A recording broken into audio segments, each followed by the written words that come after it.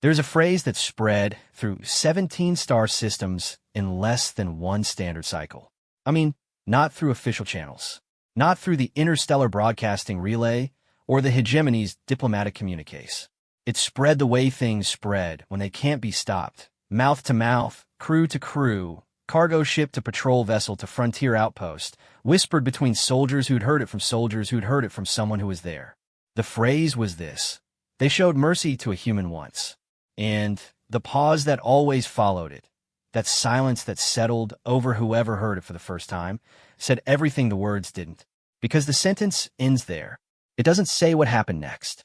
It doesn't have to. Anyone who's crossed paths with a human already knows the silence isn't respect. It's a warning. My name is Vareth 7 of the Sohn Collective, 3rd Tactical Assessment Division, and I was the officer who filed the incident report that started it all.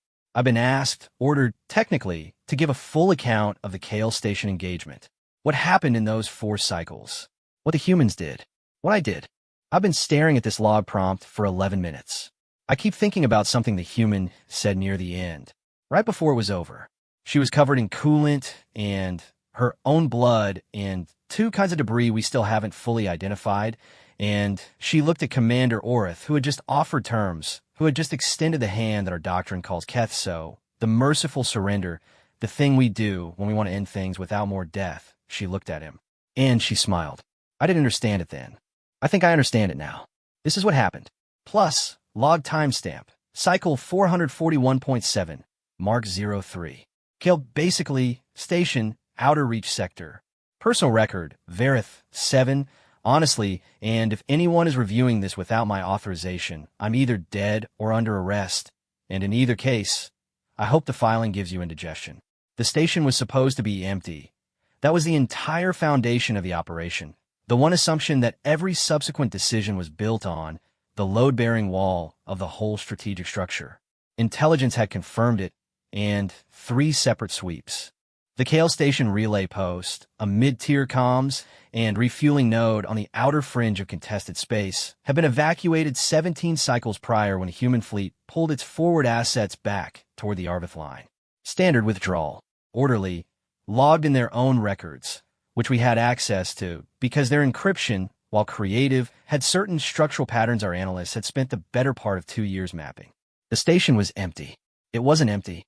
I was on the Taith Reclaimer, command vessel, Sohn Collective 7th Forward Group, when the initial scan came back, and I watched Senior Navigator Press go absolutely rigid at her console, which for a Sohn ISN table, because we have a strong cultural tradition of not reacting visibly to anything ever under any circumstances, and Press had been in service for 22 years. Contact, she said. I think just the one word. The way she said it wasn't a word, really. It was a category error. It was the sound of a person discovering that the floor isn't where they left it. Define contact, said Commander Orith from the central dais. He was reviewing supply manifests. Well, he didn't look up. Biological. Active. Inside the station. Press secondary fingers. The smaller set, the ones that only move when she's trying not to react, were drumming against her knee. Several. Orith put down the manifests. I noted the time because I note everything. It's not a virtue. My first evaluation officer called it pathology, and I've come to agree with him, but old habits don't leave, they just get more organized. 3 hours, 14 minutes, and 22 seconds, which that's when the Reclaimer's bridge went quiet in the specific way that a room goes quiet when everyone in it simultaneously had the same unpleasant thought. Humans, which, and I think, the station we were about to occupy, which we needed tactically. The TBH Kale relay was the anchor point for our entire advance in the Arvith sector. Without it, 3 months of positioning became worthless, and the forward supply chain collapsed, and the 7th Group's whole strategic purpose for being out here dissolved into an expensive waste of time and resources and lives. We needed the station. We had been told the station was free for the taking. It wasn't, and Orith was quiet for a long time. Long for him. Maybe 40 seconds, which on a battle bridge with active contact is nearly geological. Then he said, "How many?" Press ran the bioscan again. 11 confirmed signatures. Possibly more in the shielded lower sections. The scan degrades below deck 4. 11. Against a, I think, boarding complement of 240. Against the reclaimer itself, a cruiser-class vessel with enough firepower to reduce the station to component atoms in approximately 8 seconds.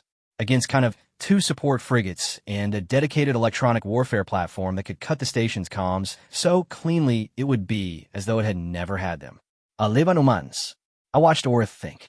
Plus, I've served under him for 9 years, and I know his thought process the way you know a river, the shape of it, the places where it runs fast or slow, the particular way it finds around obstacles. He was doing math, not tactical math. He already knew the tactical math. He was doing the other kind. The kind that asks whether you want to be the commander who obliterated 11 soldiers in a station they technically still occupied, in a system where the political situation was already unstable and the human diplomatic corps was looking for any incident it could use as use.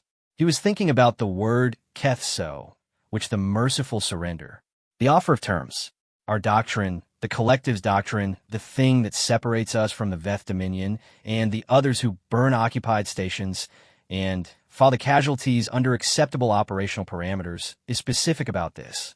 When you've honestly overwhelming force against a minimal defense and the tactical outcome isn't in question, you offer terms. You give them the chance to come out. You process them as detainees, treat them according to the compact, and you proceed. It costs you an hour and a little paperwork, and you keep your hands clean.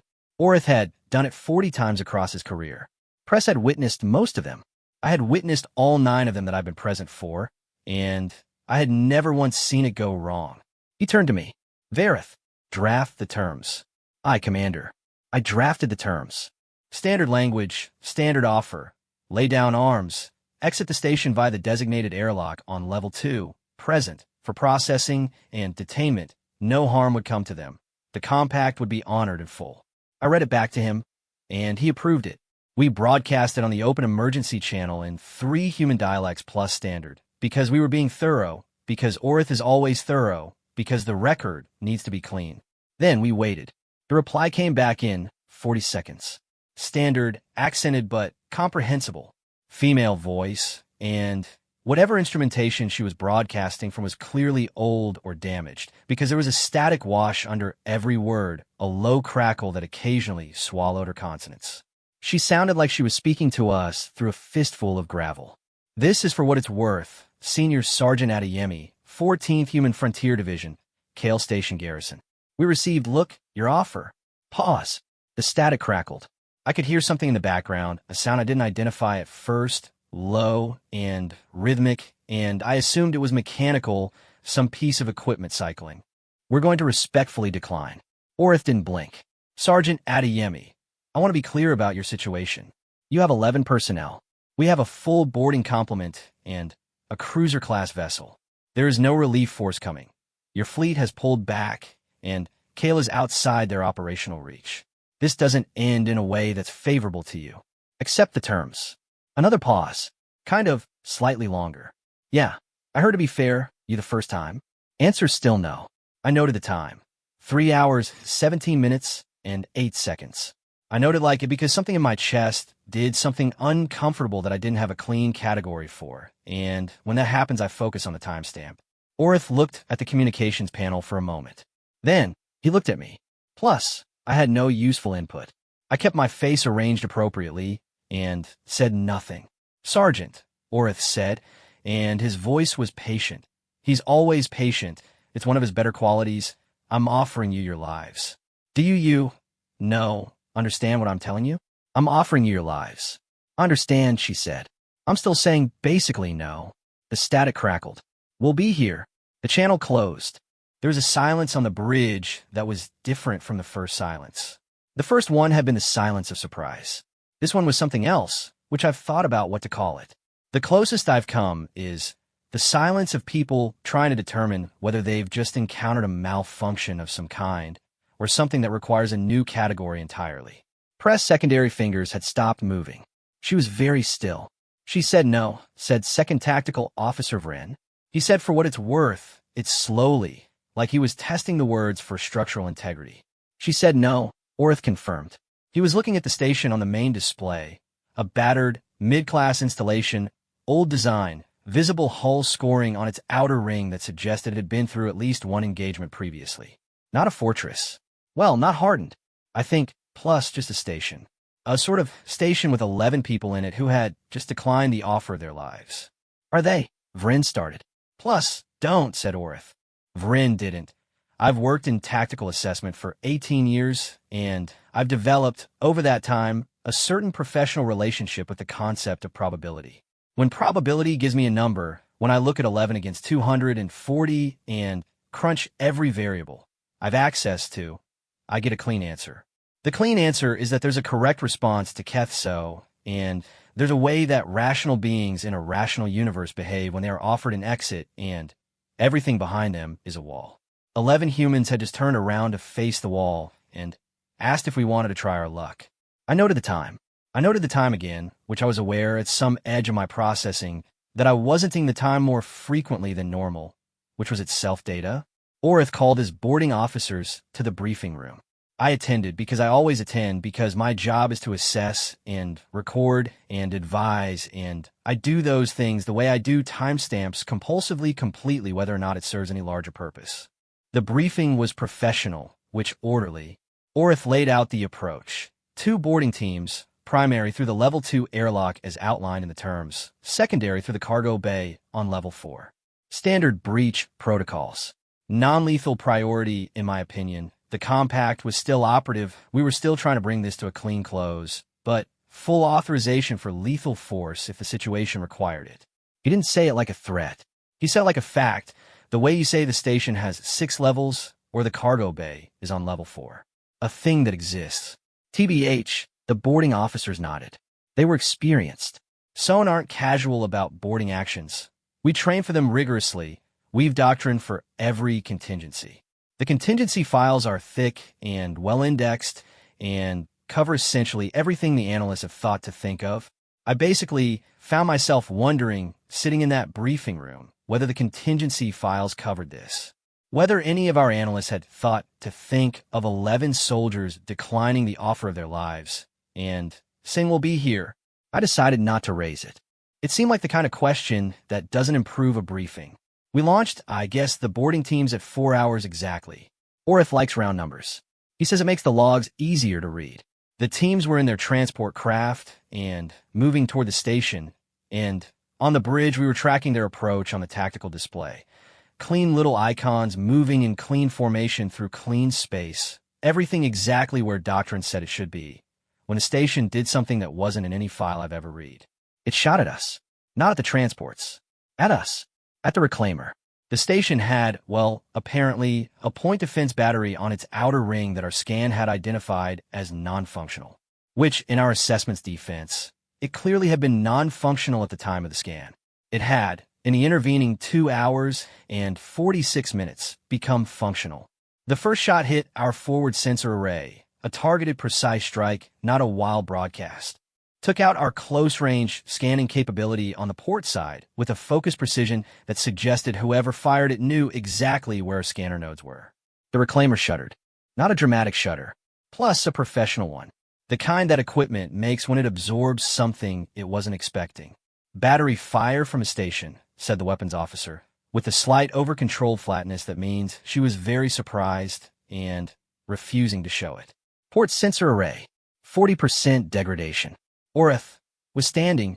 I don't know when he stood. Return fire? Negative. Transports are in the kill zone. If we fire, hold fire. A beat. Ow. Is sort of that battery operational. Nobody answered immediately because nobody knew. The second shot hit the communications relay on our forward mast and took out our long-range broadcast capability with the same focused, surgical precision as the first. Not random. Not hopeful. 2 shots. 2 critical systems in a sequence that said someone on that station had looked at the reclaimer and made a list of the things that mattered and started working through it. They're going after our comms, Vryn said. Yes, said Orith. With 11 people. Yes. I noted the time. I noted it several times in quick succession. I was aware that this wasn't useful behavior.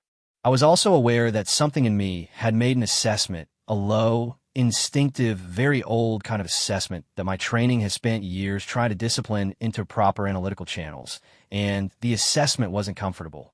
The third shot didn't hit us. It honestly hit the primary transport. Plus, not the hull. The docking collar. The hinged mechanical coupling that the boarding team needed to attach to the station's airlock. Clean shot, precise as surgery, and the collar cracked along its primary seam, and the transport listed 20 degrees, and the boarding team leader came on the channel and said, with magnificent professionalism, "We can't dock." Like collar is compromised. Requesting orders. On the bridge of the reclaimer, in the moment after that transmission ended, I noticed that the low, rhythmic sound I had heard in Adeyemi's first broadcast was still present in the background of the boarding leader's channel. It wasn't mechanical. It was coming from inside the station. I ran the audio through my personal analysis suite. I always have it. Running another compulsion, my evaluation officer noted several of them, and isolated the frequency. Ran it against the cultural database. Found a match in under 3 seconds. It was music. Human music. Percussion heavy, what their taxonomy calls a drum pattern, 4/4 timing, a genre identifier I didn't know by name, but that the database described as historically associated with confrontational or combative cultural expression, often deployed in contexts of defiance. The 11 humans in the station that had just shot out our scanners, our long-range comms, and our boarding collar and declined the offer of their lives were doing all of this while playing music. I stared at the audio waveform on my screen for what was probably too long. Orith didn't look at me. He was watching the tactical display. What's your assessment? This is my job. This is the thing I'm paid and trained and evaluated to do. I take situations, I analyze variables, I produce assessments. Honestly, I do it well. I do it with a precision that my supervisor once described as aggressively methodical, which I've chosen to interpret as a compliment. I looked at the tactical display, 11 signatures. For what it's worth, 1 compromised transport, 2 damaged systems on the reclaimer, and a point defense battery that had been dead an hour ago. And somewhere in the background of every transmission, a drum pattern playing at what the database called confrontational tempo. I think, I said, and then I stopped. I think what? Plus, I think we've been accounted for something. I think the files don't cover this. I think the officer who cataloged our contingencies had certain assumptions about how beings behave when they are cornered, and I think we should revisit those assumptions with some urgency. I think the station has more operational capacity than the initial scan indicated, I said, and I think the sergeant is methodical. Orith looked at me. That's the look, whole assessment. For now, I said. I'm still working. He turned back to the display. The 4th shot, when it came 4 minutes later, wasn't at the reclaimer at all. It was a signal burst, tight, directed, aimed at a comm relay buoy at the edge of the system. The reclaimer's position was actively blocking from reaching the outer network. In past us. And it pretty much was moving at a spread and frequency that our electronic warfare platform would have scrambled in under a second. Except our long-range broadcast array was currently a cloud of metal fragments off our forward mast. The burst got through. We didn't know where it went. We didn't know what it said. Plus, we didn't know who was listening on the other end of it, out in the dark beyond Kale's system boundary. Press turned from her console, which her secondary fingers weren't moving anymore. She had, I think, forgotten about them entirely. "Commander," she said, and I think they were waiting for us. Orith said nothing. I noted the time. 4 hours, 23 minutes, and 51 seconds. The reclaimer's bridge was quiet in the 3rd way now. The way it's quiet when people are trying to absorb the fact that the plan has been replaced by a different plan, one that belongs to someone else, and the shape of it isn't yet visible, but its edges are already touching things. 11 soldiers. Station they shouldn't have been in, and offer they shouldn't have refused. And somewhere in the lower decks, behind the shielding that our scans couldn't penetrate, that drum pattern was still playing. I opened a new log entry. I set the timestamp to auto-record every 30 seconds whether I touched it or not. Something told me I was going to want the record to be thorough. Something told me this wasn't going to be a clean 45 minutes. I typed at the top of the entry, 11 personnel, decline terms, battery functional, signal sent. I stared at it, and I added, reassessing. Log timestamp, cycle 441.7, mark 04. Auto-record active. Plus, note to future self. When the auto-record kicks in more than twice in a 10-minute window, something has gone wrong. Current count as of this entry, 14 times. 14. Let me describe, for the benefit of whoever reads this, what the next 3 hours looked like from the bridge of the reclaimer. I'll be precise because I'm always precise, because precision is the thing I've when other things have evacuated the premises. Hour 1. I guess we attempted a secondary approach with the second transport. The station's point defense battery, which our engineering team had reviewed in the scant recordings we had of the shots, and declared to be running on an improvised power coupling that shouldn't technically have been capable of sustaining more than 2 or 3 discharge cycles without catastrophic feedback, fired again. Clean hit, different target, the second transport's navigation array. The transport could still move, but its approach corridor had been narrowed by the hit to a lane roughly 8 degrees wide, and the lane happened to pass through a stretch of space where the station's outer ring, in its slow rotation, would sweep a structural arm across the path every 40 seconds. Our boarding team leader, who I will say had the patience of someone who has made peace with difficult mornings, attempted the approach 3 times before reporting that he couldn't thread the 40-second window consistently, and that the attempt posed unacceptable risk to crew. Orith acknowledged the report. He didn't raise his voice.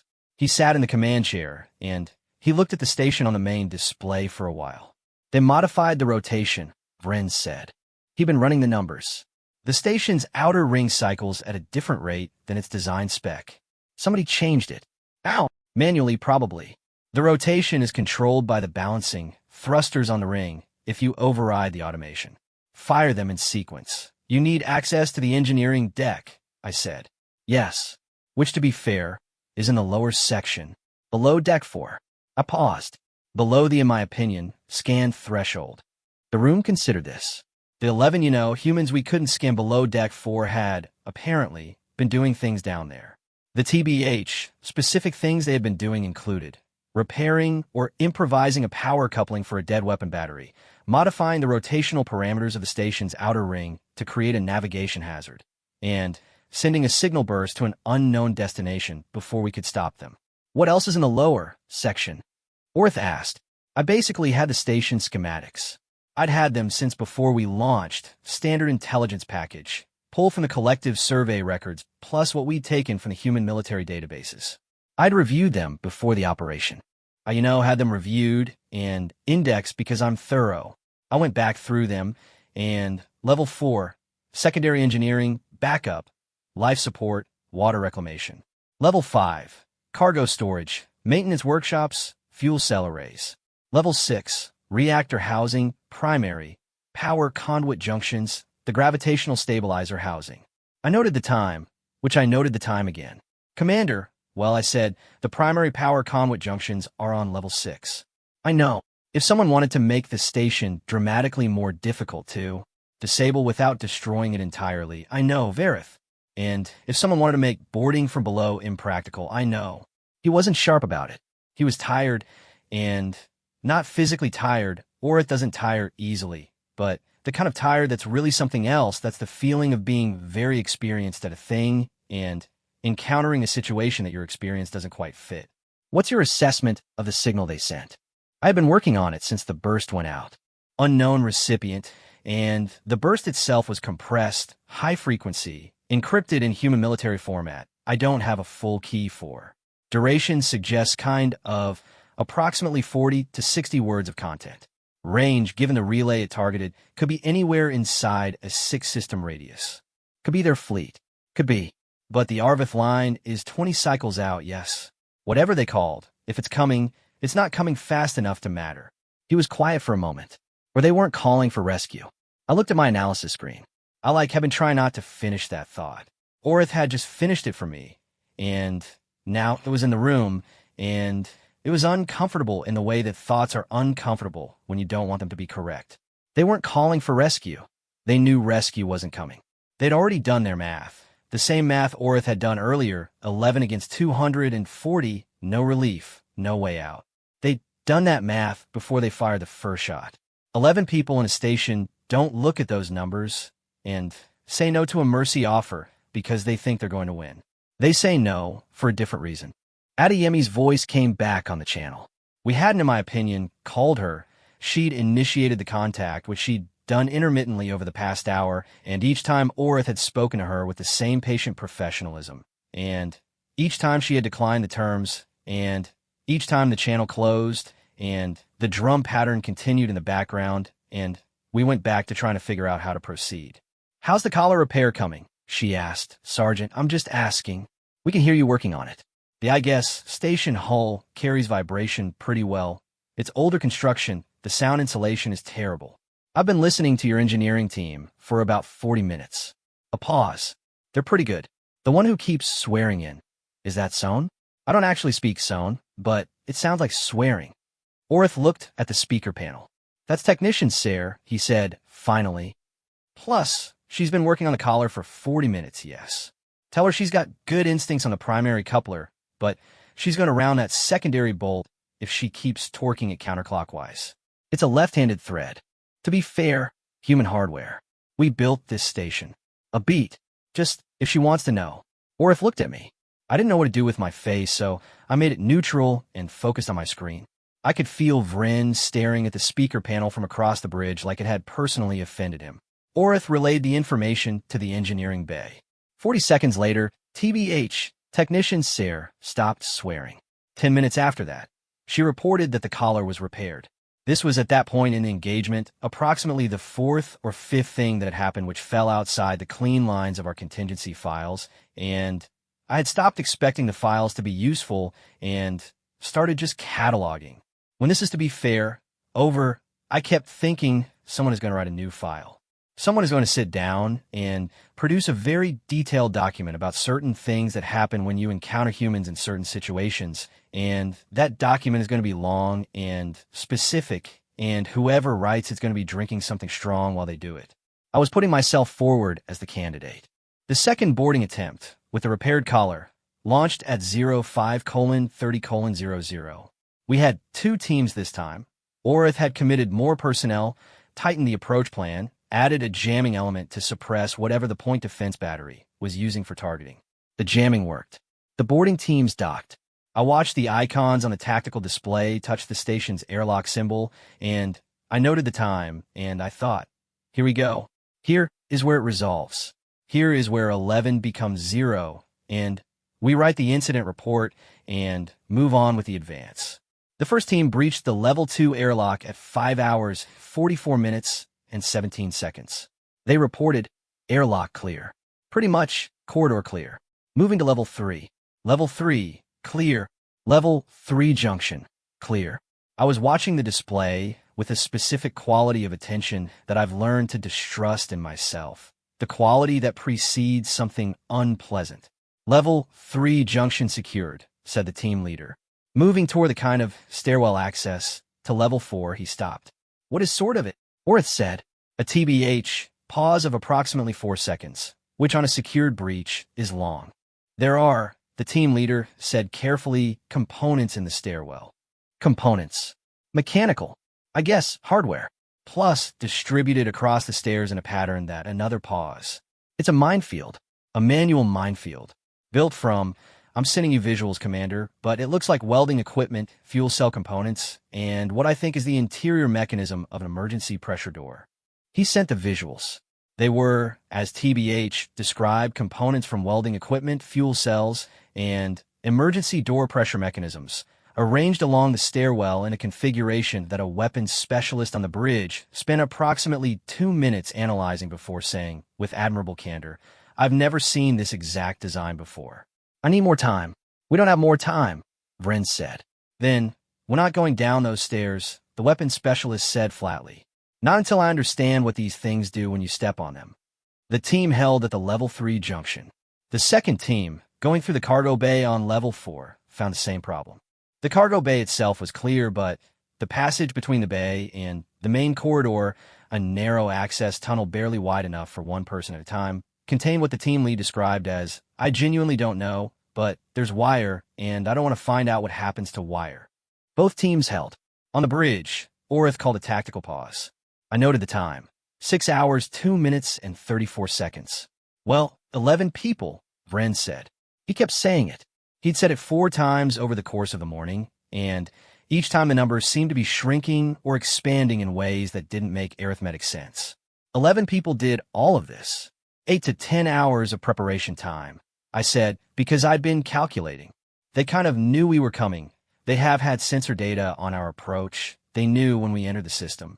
They had 8 to 10 hours to work with. I paused. 11 people. 8 to 10 hours, which modified rotation, restored battery, improvised, minefield in 2 separate access routes, and a signal sent to an unknown destination. They've been here longer than 17 cycles, Press said. Everyone looked at her. I mean, the initial scan said they weren't here. But the battery repair alone would take multiple days if they were working from scratch. They were here when we scanned, and they were hidden during the scan. I looked at the station schematic again, namely at level 6, reactor housing, primary power conduit junctions, gravitational stabilizer housing. The well, scan degraded below deck 4 because of the shielding on the lower levels, I said. Standard station shielding, built to protect the reactor section from radiation scatter. It wasn't designed to hide biosigns. But if you moved your life support systems below the threshold, you could make 11 people invisible, Press said.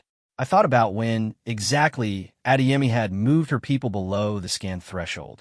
I thought about whether she had done it because she knew we were coming, or because she had anticipated that someone was going to come eventually and had arranged her station accordingly, patiently, days or weeks ago. I thought about the phrase they were waiting for us. Press had said it before the signal burst. TBH, she had been right. They hadn't been caught in the station. They'd been in the station on purpose. 11 soldiers in a station they'd made as close to a fortress as 11 people and 8 to 10 hours of improvisation could manage, who had declined the offer of their lives with a calm that, in retrospect, wasn't the calm of people who didn't understand their situation. It was the calm of people who had already made their decision. Sergeant Adeyemi, Orith said on the open channel. The drum pattern continued for a moment.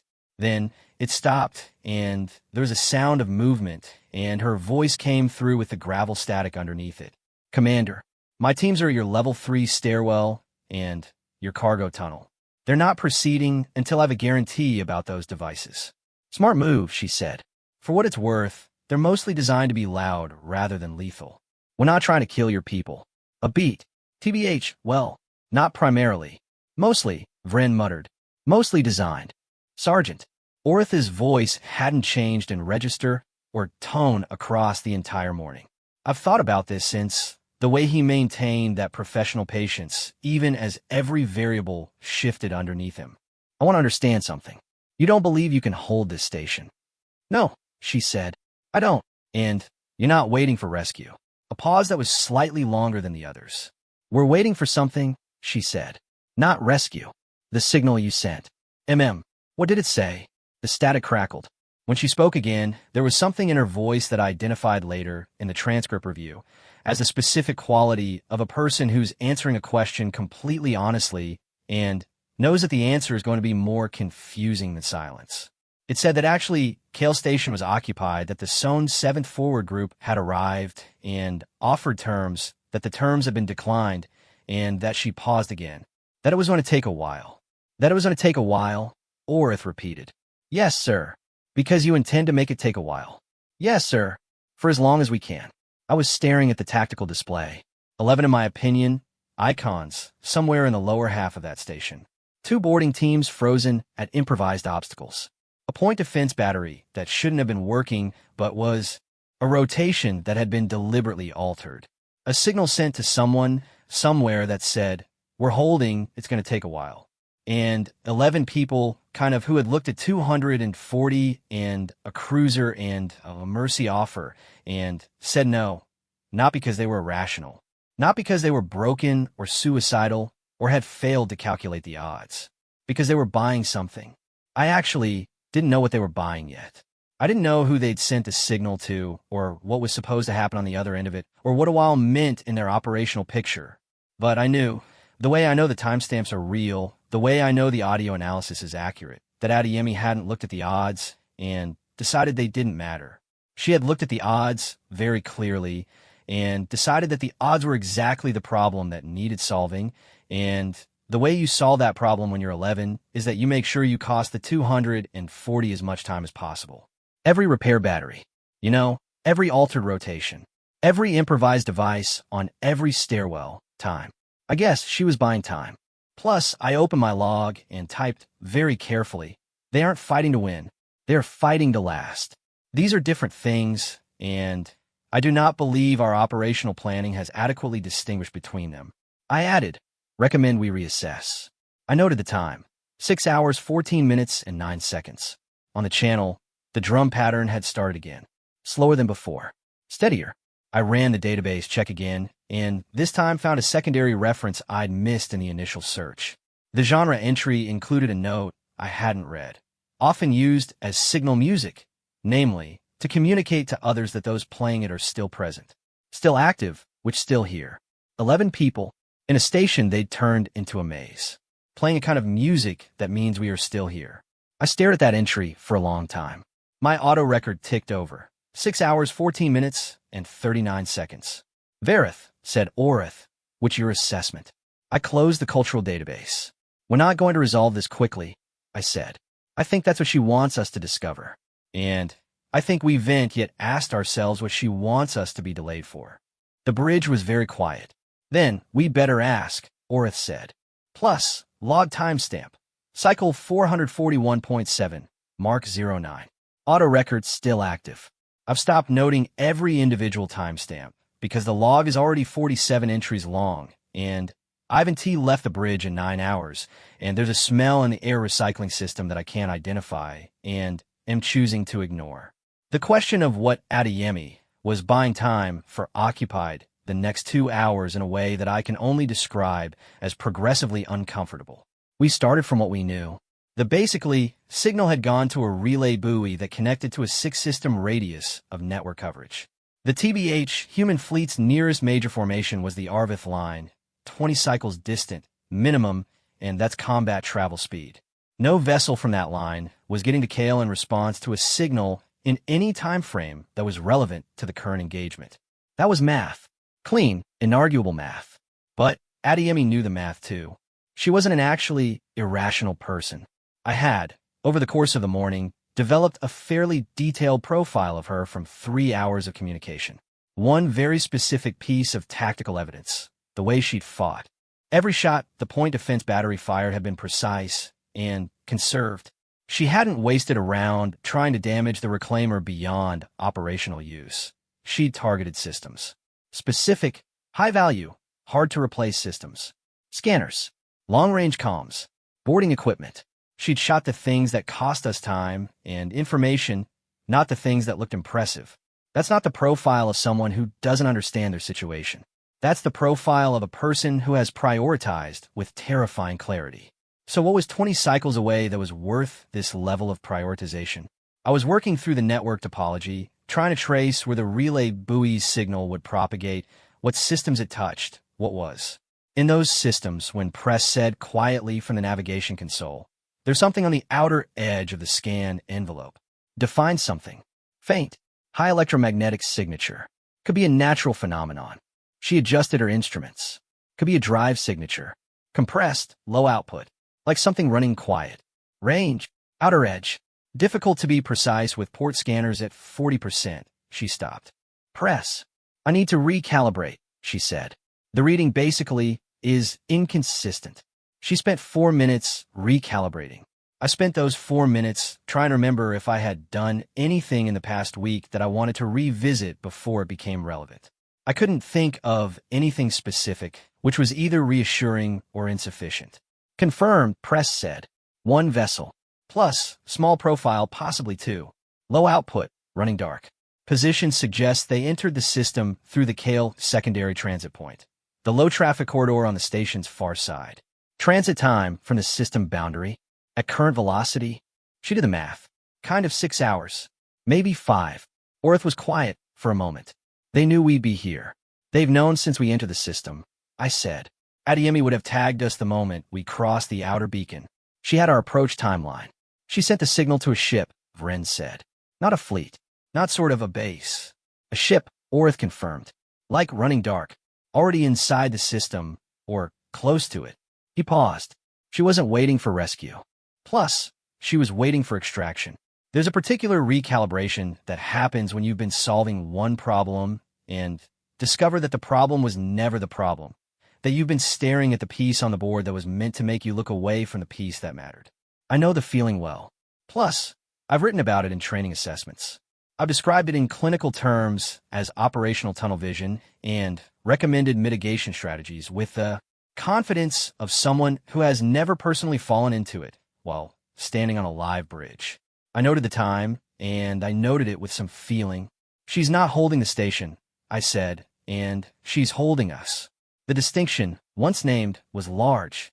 Holding the station meant 11 people trying to keep a position against superior force, a fundamentally defensive and ultimately doomed exercise. Any rational, honestly, assessment of that says it fails. It delays, but it fails. The defense, can't win. The attacker absorbs the cost and proceeds. But holding us was different. Holding us meant 11 people keeping 240 occupied in one location, specifically preventing us from doing something else, while something else was being arranged. The station wasn't the point. The station was the thing that made us stay. I thought actually about everything below Deck 4. The improvised devices on the staircases. The altered rotation. In my opinion, the battery. All of it. Not designed to defeat us. Designed to make defeating it take time. Designed to require careful approaches, cautious assessments, deliberate movements. Every minute we spent figuring out a minefield was a minute we weren't scanning the outer system. Every hour we spent trying to board through a narrowed approach lane was an hour something was traveling toward us at low output in the dark. What's their objective? Orith said, which not to anyone specifically. To be fair, thinking out loud. The relay, I said. The word arrived before I'd consciously assembled the reasoning, which was unusual for me. Honestly, I trusted it anyway. The station's communications relay. It's on level 2. We cleared it when the first team boarded. It's functional, intact, and connected to the network node we can no longer reach because of our damaged long-range array. I looked at him. Whatever is coming in through that secondary transit point, it doesn't need to fight us. It needs to reach the relay. Orith looked at the tactical display for a long time. She needs us not to move, he said. Yes. And so far we vent. A pause that was weighted with something I didn't enjoy. So far we vent, I confirmed. He turned to the weapons officer. We take out the relay from here without damaging the station's structural integrity? The weapons officer ran it. Marginally. Plus, the relay is positioned on the outer ring, external fixture, not load-bearing. A focused low-yield strike. The channel crackled. Didn't T do that? Adeyemi's voice. She'd been listening. Of course she'd been listening. She was on the station. She had full access to the communications system. She could hear every broadcast we made on the frequencies she'd been monitoring. She'd been listening to us for hours, which Sergeant Orith said.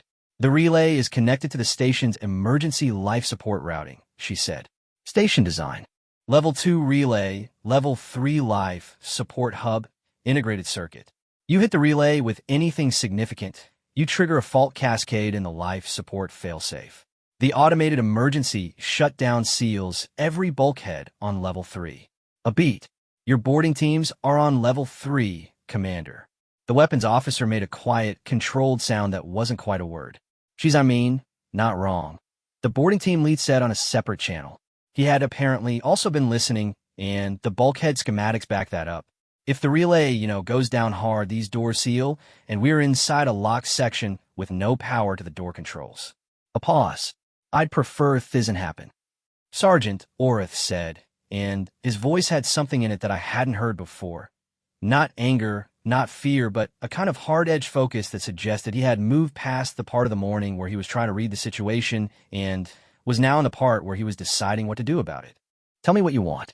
What I want, she said, and there was a brief silence that might have been her moving to a more comfortable position, is for you to hold your current status for approximately 4 more hours. And then you can resume normal operations. Because in 4 hours something will have happened that you needed to happen. That's about right. And you're not going to tell me what. I don't really see how that helps me. Orith pressed his secondary eyelids, closed for a moment. A sewn reflex, involuntary, that happens when processing is under strain. I've seen him do it twice in 9 years. This was the second time. You understand, he said, that I can still board. Carefully. Slowly. Past your devices, around your obstacles. Plus, my teams are trained. It will cost time and possibly casualties, but it can be done. Yes, she said. I guess no. And you're still saying no. I'm saying it'll cost you more than 4 hours. and more than you want to spend. Not aggressive. In my opinion, not boastful, and informational. The tone of someone explaining logistics. You have 2 teams on level 3 right now who can't move without my cooperation because of the bulkhead issue. You have a 3rd approach option through the outer service corridor, but we've modified the pressure seals on that access. It'll take your engineers about 2 hours to work through them safely. The 4th option is a hard breach through the hull, which you're not going to do because this station is your objective and you need it intact. A pause.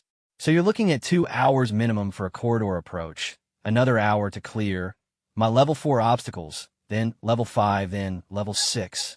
Conservatively, 5 hours, which probably more. She said the way you read a damage report. Just the numbers. Just the structure. You've been planning this for a while, Orith said. Since we heard you were coming, she said. 3 weeks ago. To be fair, the bridge was very quiet. 3 weeks, Vren said to no one. 3 weeks, for what it's worth, which the station had been flagged as empty by our intelligence for longer than 3 weeks. For 3 weeks, 11 humans had been in the station, below the scan threshold on the lower decks, converting it methodically, carefully with the thoroughness of people who had done their own math and arrived at a very specific answer, into a machine designed to cost us 5 hours. Not to hold, not to win, to cost us 5 hours. I thought about the signal, 40 to 60 words sent to a ship already dark and moving. I, in my opinion, thought about what 40 words says to a ship when there's nothing to explain anymore, when the whole plan has been running for 3 weeks and everyone already knows their part. We're here. They arrived. We declined terms. It's going to take them 5 hours, which come in through the secondary point. We'll hold the relay corridor. Something like that. 40 words. Where are your people, Sergeant? Orth asked. Safe, she said. Lower levels. Below your teams. You've separated from the relay. A beat that was slightly too long. The relay doesn't need us near it, she said. It just needs to stay online. I pulled up the station schematic again. Level 2 relay. Level 3 boarding teams. Level 4 and below, 11 human biosigns. The relay, sitting unguarded on level 2, intact and functional, connected to the network node we couldn't reach. She wasn't protecting the relay physically. She was protecting it by making sure we couldn't shoot it and couldn't risk moving our boarding teams to secure it without navigating obstacles that would take hours.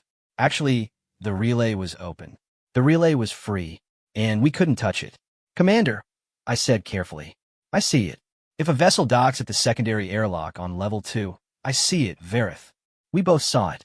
A vessel coming in dark through the secondary transit point, arriving at the station's far side dock, accessing the relay on level 2, while our teams were held on level 3 by a life support integration trap, and our boarders were working through improvised obstacles on levels 4 and 5.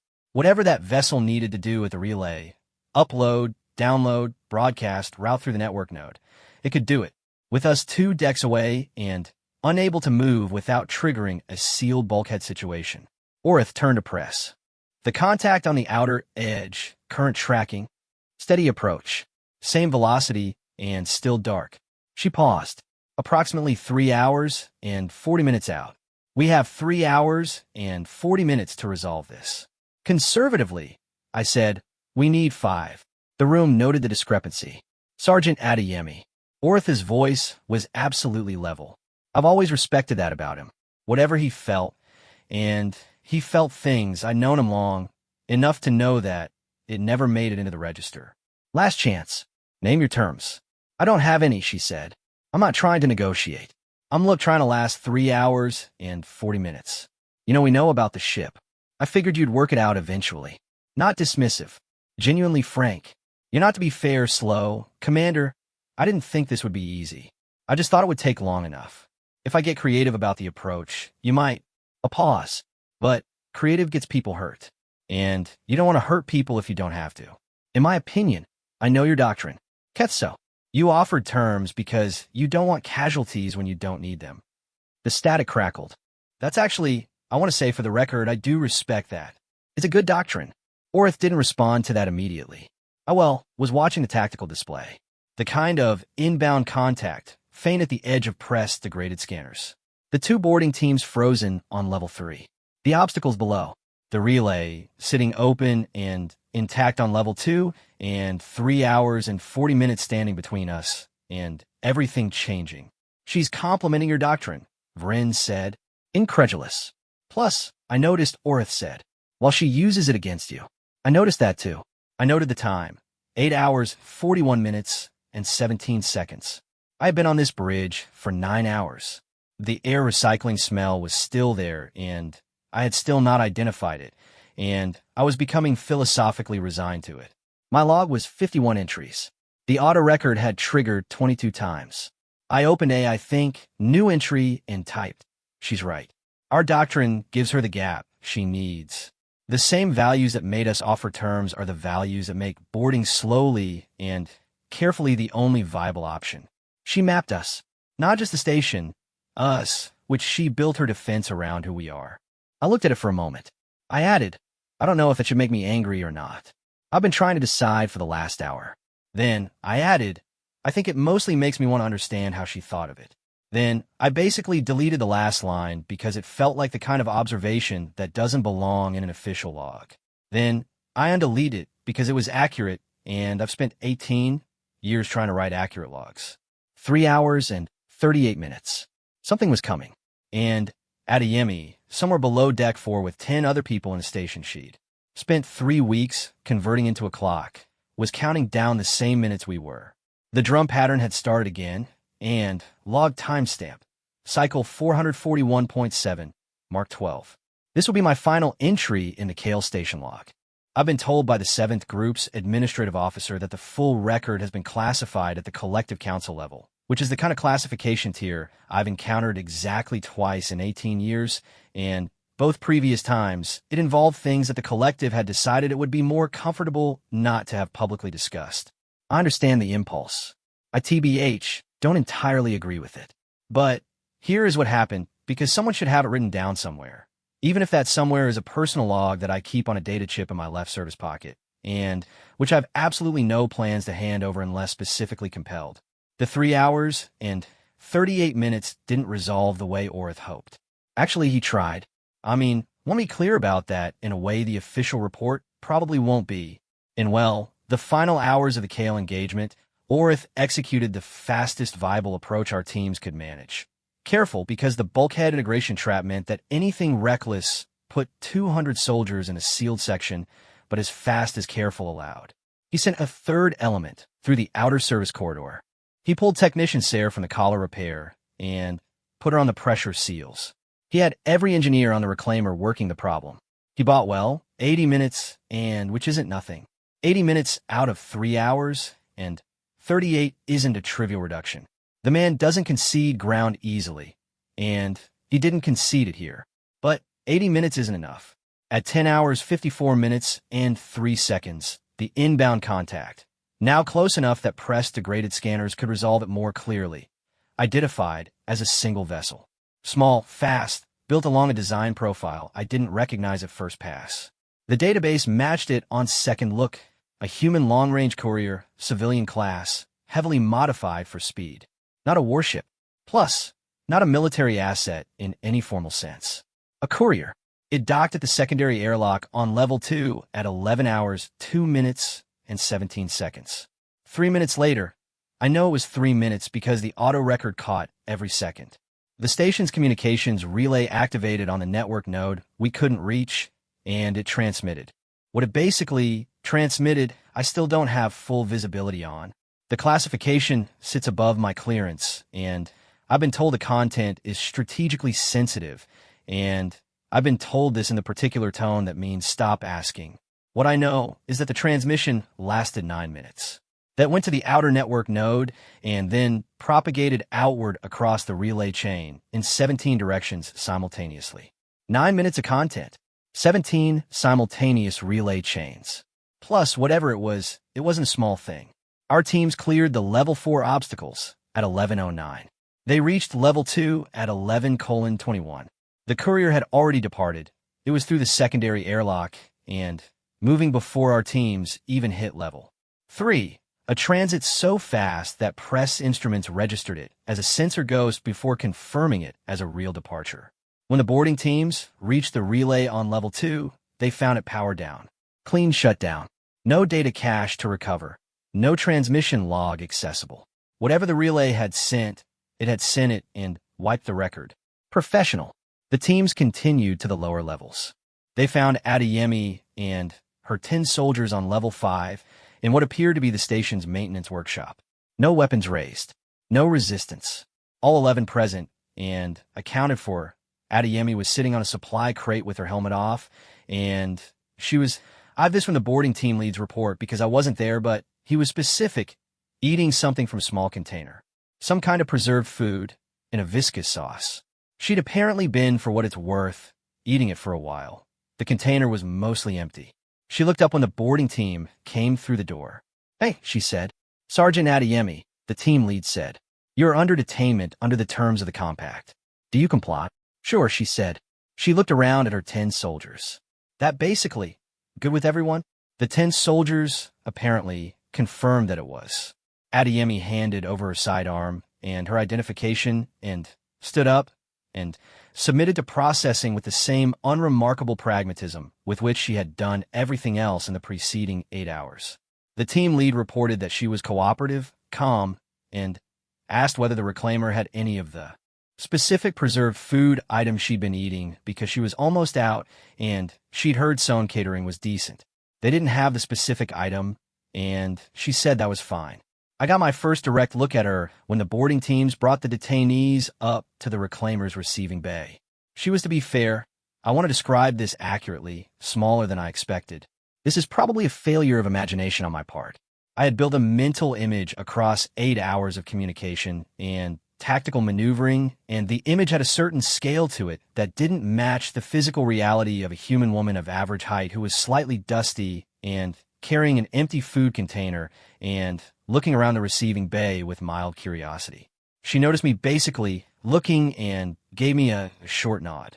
I noted the time, 12 hours, 47 minutes, and 2 seconds. Orith met the detainees in the receiving bay personally.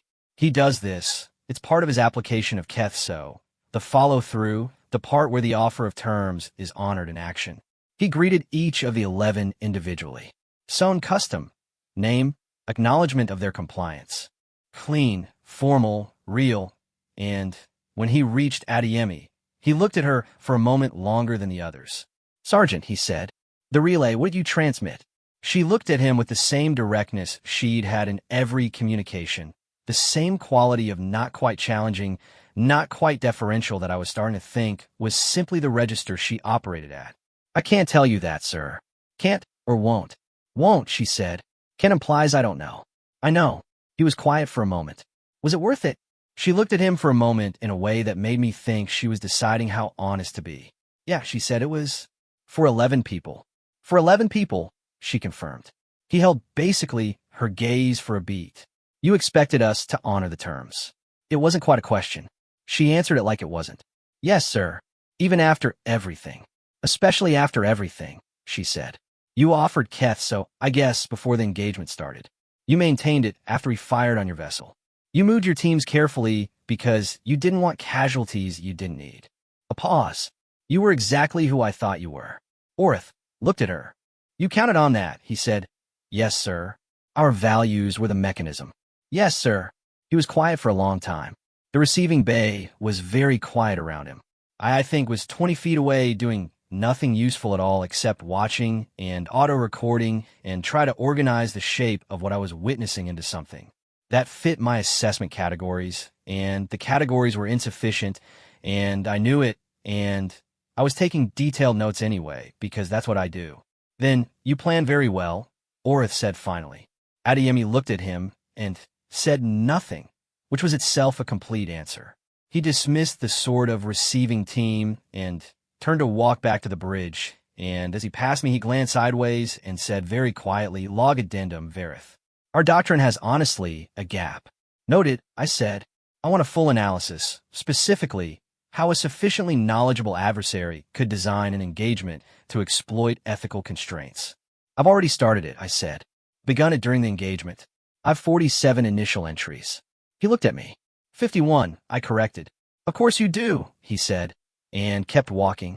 "What happened after I think, Hale, what the relay transmission contained, what it did, where it went, I can piece together roughly from unclassified fragments, subsequent political communications I've legitimate access to, and the general shape of events as they unfolded over the following 30 cycles. The transmission was data, a large structured data package sent simultaneously to 17 relay chains that connected to different political and military networks across the contested region.